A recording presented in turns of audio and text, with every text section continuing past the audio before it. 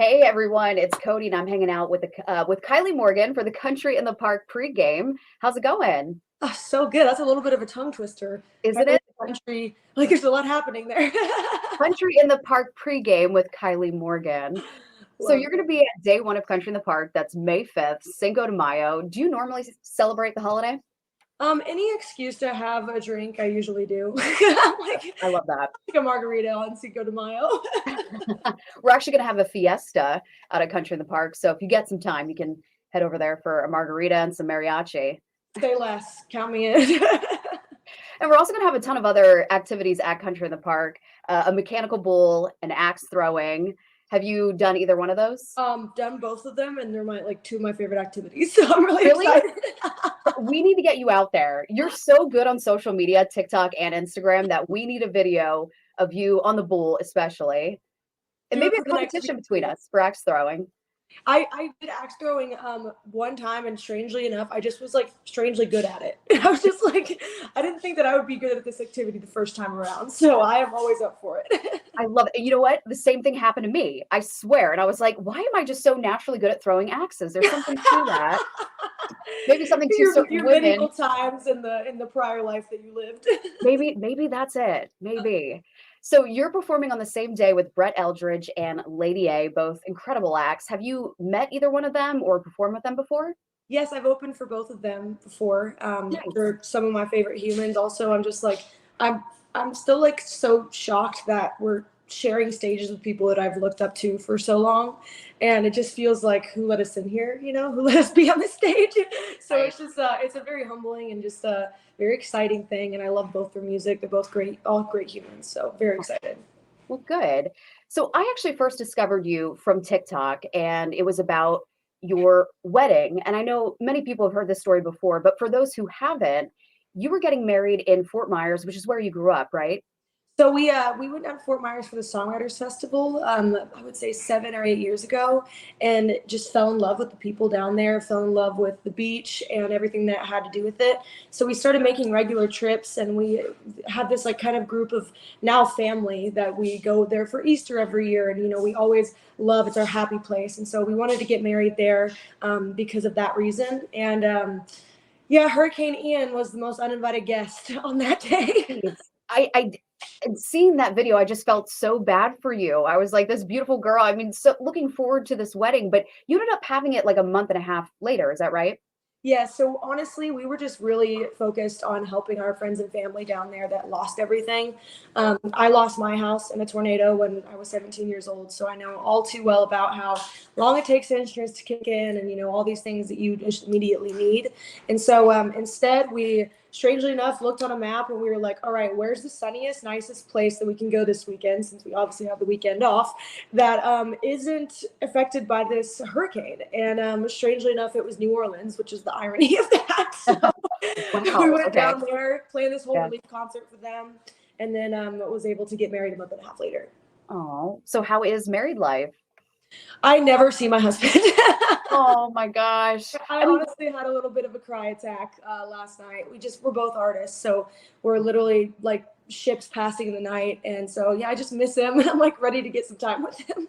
oh, are you the type that like once you get together with them, do you just want the alone time or do you want to be out like on the town, like Oh, enjoying each I other's think company? both. I'm all about the stay in for a movie night, but 3 out of those 4 times I want to go out and have fun and be together and enjoy our city that we're in. Yeah. Now you describe yourself as mermaid cowgirl on your socials. And does this stem from your love of Florida or is this just your style and aesthetic? I think it definitely has something to do with my love for Florida. When I was a little girl, I swore that I was part-time mermaid. You couldn't convince me otherwise. And so it's actually so sweet now because it kind of became a part of a brand. After I opened for Nico Moon, he was like he's kind of brands himself as the happy cowboy, and I was like, oh my god, well then I'm the mermaid cowgirl. And so then it stemmed from that, and then he got me this tour gift at the end of the tour that's this beautiful like scaly like cowgirl boots that were just like, I'm like, yep, this is definitely my brand. Oh my gosh, I love that. You have to wear them to Country in the Park. I want to see Oh, them. count me in. I love those things. Also, I was looking at your Instagram and I'm like, I want to raid this girl's closet. You have the cutest stuff. Do you pick out your own clothes or do you have a stylist? Thank you so much. Crazy. This girl that ended up growing up with my husband in Iowa. She moved to LA to become a costume designer, and then wanted to get involved in country music. So she moved to Nashville, asked if she could make me a few kind of pieces that inspired for the first Nico Moon tour that I did, and then that spun off that now like she custom makes all my stuff for every show, and it is just so exciting to see the fans when they come to the shows. They were all like trying to match me, and they're like, we were all so like excited to see what you were wearing on stage. And so for her to have like that relationship with him, and then for her to be a part of my brand now, is just really cool. And the fact that those are custom pieces, that's incredible. It's crazy. She literally just delivers them to the band. They meet me wherever we're going, and they always somehow fit perfectly. So I love that. She has your measurements down. absolutely. So I noticed in a couple of videos on your Instagram too, you have backup dancers. Will they be at Country in the Park or is that just every once in a while? So we do it around their schedules as well as mine. So we're playing this festival called Watershed that they were happened to be in the same like state as in. So like when those kind of happen, it's really easy to get together. But they are actually the background dancers for the Michael Jackson tribute show in Vegas. Oh, no And way. I met them through TikTok, oddly enough. Oh, right. And then they asked to come dance at one of my shows. And then when we did the Independent with You headlining tour and announced that, I was just like, you know what, that whole first West Coast run, if you guys are free, I would love to have you. And they were like, say less, absolutely. So sweet. They ended up getting I do like my Love Kylie as my signature with a little heart. And they ended up getting little heart tattoos as like a matching thing to celebrate the tour. Oh my gosh, I love this. So This sweet. is like a perfect, you got to keep this going. I See, know. and what I I'll love like so much definitely try to figure out a way to just be Shania Twain. say less, girl. Yes, go for it. Yes. Not that you aren't your own thing too, but with a little bit of Shania, yes. Absolutely. No one does that anymore. I'm like, we got to bring it back. I was just gonna say that. Especially country artists, you don't see a lot of, if any, right now having backup dancers. So I thought that was so unique when I saw it. Is that what made you want to do it to begin with? Thank you. Well, after meeting them, they kind of, it was just the most organic thing. They ended up showing up to my show in Vegas in all matching flannels that say I only date cowboys on the back. And they asked if they could just do a couple numbers with me. And I was like, absolutely. That's always been a dream of mine. I remember watching Shania Twain videos and being like, oh my gosh, no one really does that anymore, especially like on tours. So I'm so glad it was able to work out, and it just elevates everything. And that just makes it more exciting. Right.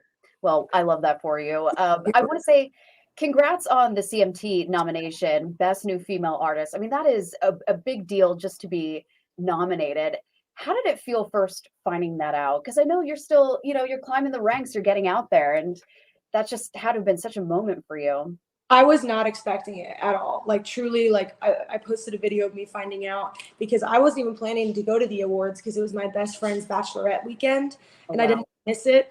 And so I like felt bad about like not going. And then I was like, once I found out I was nominated, I was like, hey Natalie, I'm gonna have to leave a day early on the trip. And she was like, absolutely, you should. I was like, this is why we're friends.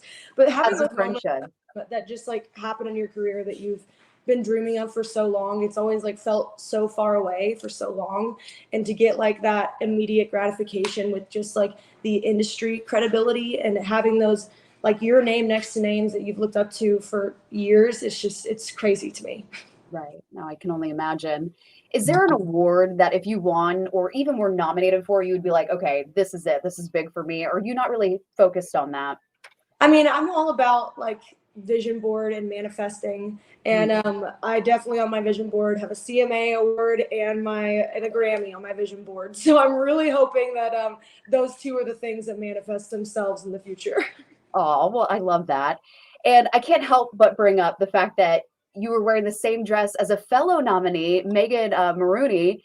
Was that, first of all, you handled it beautifully. The fact that you both thought it was so funny and took all those incredible pictures together. You both look gorgeous. I mean, the dress itself was incredible. What was that moment when you first noticed, when you first saw each other? Like, I mean, I'm assuming it was just shock, but. So I did the whole red carpet and I did all my interviews, and then I walked up to my manager and I said, well, that's good. Like, I haven't even seen one person wearing this color that I'm wearing. And then she was like, So Megan Maroney's wearing the same dress, and this is what's so funny too is I had never met Megan. Okay.